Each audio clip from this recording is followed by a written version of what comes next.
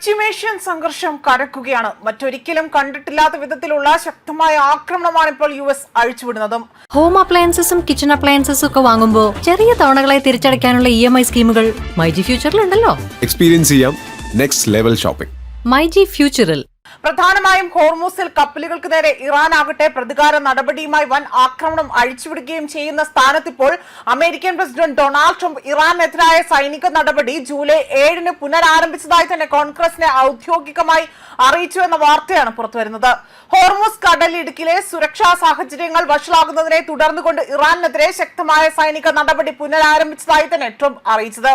ഈ മാസം 7-ാം തീയതി മുതൽ തന്നെ ഇറാൻ കേന്ദ്രങ്ങളെ ലക്ഷ്യമാക്കി സൈനിക നടപടി ആരംഭിച്ചതായും ഇത് സംബന്ധിച്ച ഔദ്യോഗിക റിപ്പോർട്ട് US കോൺഗ്രസിന് സമർപ്പിച്ചതായും വൈറ്റ് ഹൌസ് വ്യക്തമാക്കിയിട്ടുണ്ട്. 1973-ലെ യുദ്ധകര നിയമപ്രകാരം തന്നെ സൈനിക നടപടികൾ തുടങ്ങി 48 മണിക്കൂറിനുള്ളിൽ തന്നെ പ്രസിഡന്റ് കോൺഗ്രസിനെ അറിയിക്കണം. ഏപ്രിൽ 7-ലെ വെടിനിർത്തലോടുകൂടി തന്നെ ശത്രുത അവസാനിപ്പിച്ചതിനാൽ പഴയ 60 ദിവസത്തെ കാലാവധി ബാധകമല്ല എന്നതാണ് ട്രംപ് ഭരണകൂടത്തിന്റെ വാദം. എന്നാൽ ഈ വ്യാഖ്യാനത്തിനെതിരെ തന്നെ നിയമസഭാ അംഗങ്ങൾക്കിടയിൽ വലിയ വിമർശനങ്ങൾ നേരത്തെ തന്നെ ഉയരുന്നുണ്ട്. അതുമാത്രമല്ല, കോൺഗ്രസിന്റെ അനുമതി ഇല്ലാതെ ഇറാനെതിരായ സൈനിക നടപടികളിൽ നിന്ന് അമേരിക്കൻ സൈന്യത്തെ പിൻവലിക്കാൻ ആവശ്യപ്പെട്ടുകൊണ്ട് സെനറ്റ് ഹൗസ് ഓഫ് റെപ്രസെന്റേറ്റീവ്സും പ്രമേയം പാസാക്കിയിരുന്നു.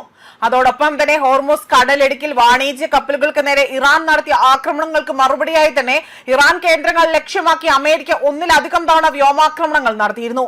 ഇതിന് പിന്നാലെയാണ് ഹോർമൂസ് കടലിടുക്ക് അടയ്ക്കുകയും അതുപോലെ തന്നെ ഇറാൻ അമേരിക്ക വെടിനിർത്തൽ കരാർ അവസാനിച്ചതായി തന്നെ ട്രംപ് പ്രഖ്യാപിക്കുകയും ചെയ്തത്.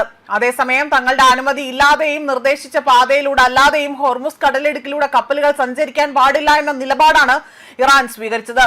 അമേരിക്ക ആക്രമണങ്ങൾക്ക് മറുപടിയായി തന്നെ US-ന്റെ സഖ്യകക്ഷികളായ ഗൾഫ് രാജ്യങ്ങൾക്ക് നേരെ ഇറാൻ മിസൈൽ ഡ്രോൺ ആക്രമണങ്ങൾ നടത്തിയതായും റിപ്പോർട്ടുകളുണ്ട്.